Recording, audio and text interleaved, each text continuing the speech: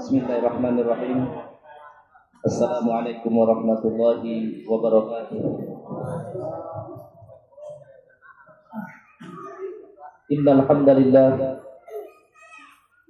nahmaduhu wa nasta'inuhu wa nastaghfiruh wa na'udzu billahi min shururi anfusina wa sayyiati a'malina. May yahdihillahu fala mudilla lahu wa may yudlil fala hadiyalah. Asyhadu an la ilaha illallah wa asyhadu anna Muhammadar Rasulullah. Ya ayyuhalladzina amanu taqullaha haqqa tuqatih wa la tamutunna illa wa antum muslimun. Ya ayyuhan nasu taqu rabbakumul ladzi khalaqakum min nafsin wahidah wa khalaqa minha zawjaha وَبَثَّ مِنْهُمَا رِجَالًا كَثِيرًا وَنِسَاءً وَاتَّقُوا اللَّهَ الَّذِي تَسَاءَلُونَ بِهِ وَالْأَرْحَامَ إِنَّ اللَّهَ كَانَ عَلَيْكُمْ رَقِيبًا.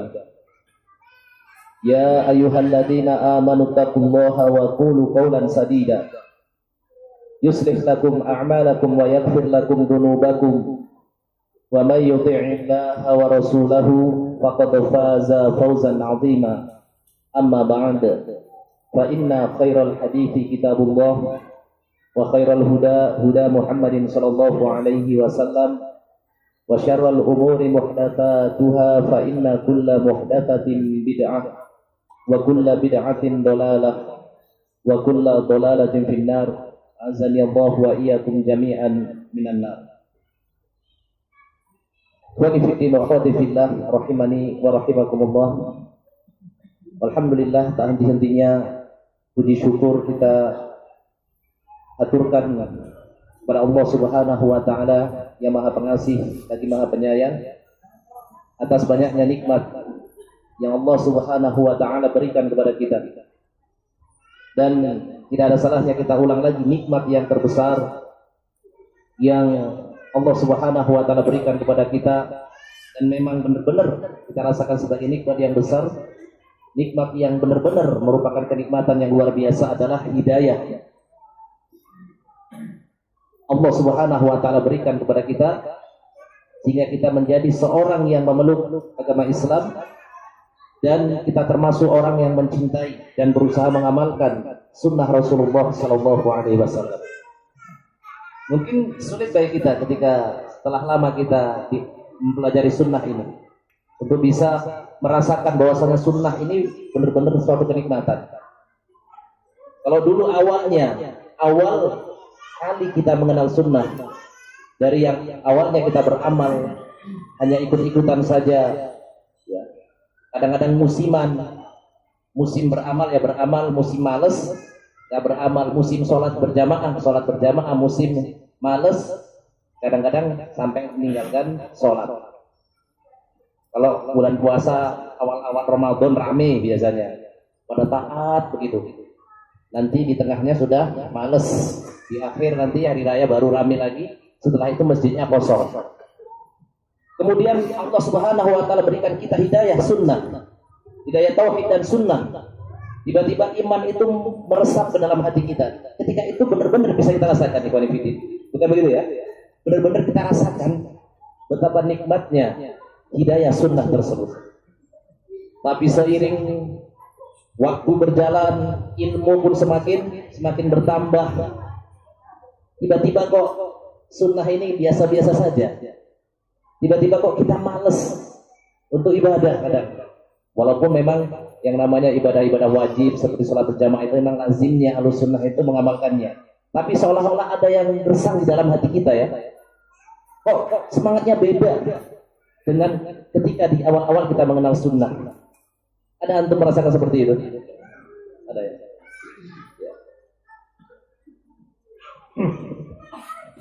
Apa masalahnya? Masalahnya karena kita mungkin terus bertambah ilmu, tapi sedikit amalan yang kita lakukan. Padahal seharusnya ketika ilmu itu semakin bertambah, tuntutan untuk beramal juga semakin besar. Tapi kita tidak mengimbangi ilmu kita dengan amalan kita sehingga terasa gersang. ada sesuatu yang hilang, ada sesuatu sisi yang gelap kita rasakan. Padahal kita, kalau kita hitung mungkin skala pengetahuan kita terkait dengan sunnah itu sudah jauh beda dengan di awal-awal kita mengenal sunnah. Ya, di awal-awal kita mengenal sunnah, ketika itu seolah-olah kita itu baru bangkit dari sakit, semangat, sholat malam semangat, baca Al-Quran semangat, belajar semangat, dan seterusnya. Tapi sekarang redup, masalahnya itu karena kita tidak mengiringi dengan amalan. Tapi ada satu hal yang menjadi parameter kalau ukur, bahwasannya nikmat di atas sunnah itu benar-benar nikmat yang besar. Coba antum, kalau antum dengar saudara antum sukses jadi orang kaya misalnya, senang atau tidak? Senang, tentu senang. Antum dengar saudara antum ini yang dulunya sakit penahun tiba-tiba sembuh, bahagia atau tidak? Lebih bahagia mana?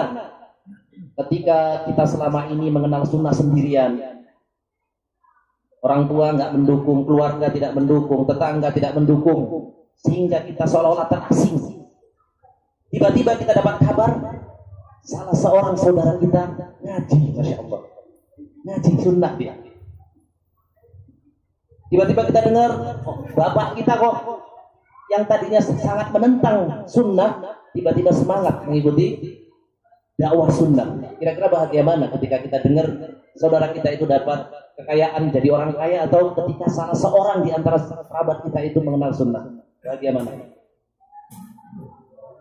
Jadi kita tentu bahagia, masya Allah, mungkin kita sampai menangis.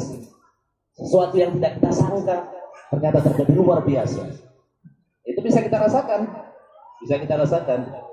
Misalnya ada kerabat kita, keluarga misalnya, dari pihak keluarga kita ada yang nggak ada satupun yang mau menerima sunnah. Tiba-tiba kita dengar ada satu orang yang mau ngaji. Masya Allah, seperti kita itu berada di musim kemarau yang panjang, tiba-tiba turun hujan, gembira sekali. Ada kerabat kita yang kayaknya nggak mungkin dia dapat hidayah, kerjanya saja misalnya di bank yang penuh dengan transaksi ribawi. Tiba-tiba kita dengar dia mengeluhkan, saya ingin keluar dari pekerjaan ini, saya ngerti ini riba ini, saya ingin seperti antum mengenal sunnah. Bagaimana hati kita ketika itu? Bahagia yang luar biasa. Bahagia yang luar biasa hanya mendengar saudara kita, kerabat kita itu mau mengikuti sunnah. Ini menunjukkan bahwasanya nikmat sunnah, nikmat beramal di atas sunnah, nikmat mencintai sunnah Rasulullah Shallallahu Alaihi Wasallam merupakan nikmat yang sangat besar, nikmat yang sangat luar biasa. Itu akan kita rasakan pada kondisi-kondisi seperti itu, dan lebih-lebih lagi nanti ketika kita menghadapi sakaratul maut. Menghadapi sakaratul maut. Orang-orang yang dulunya menjadi penentang sunnah, kadang-kadang mereka itu bukan menentang dari sisi hatinya mungkin menerima.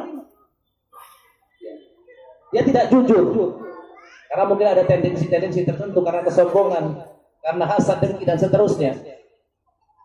Namun ketika ajal itu sudah dekat dengan dia, maka dia menyesal, dia jujur bahwasanya seandainya dia itu mengikuti atau mengamalkan sebagaimana amalan orang-orang yang cinta kepada sunnah dan mengamalkan sunnah, alangkah bahagianya. Ya. Oleh karena itu, ikhwani fiddin rahimani wa rahimakumullah, ya, di antara nikmat tauhid dan sunnah itu akan bisa dirasakan ketika seseorang itu menghadapi sakaratul maut. Oleh karena itu Allah Subhanahu wa taala mengatakan dalam Al-Qur'an, innal ladzina qalu rabbunallah tsumma istaqamu. Dan sesungguhnya orang-orang yang mengatakan, yang dulu ketika di dunia dia mengatakan, mengumandangkan kalimat tauhid, dia menyatakan rabbunallah, Rabb kami adalah Allah, bukan hanya sekedar ucapan lisan, akan tetapi diiringi dengan konsekuensi-konsekuensi ucapan tersebut.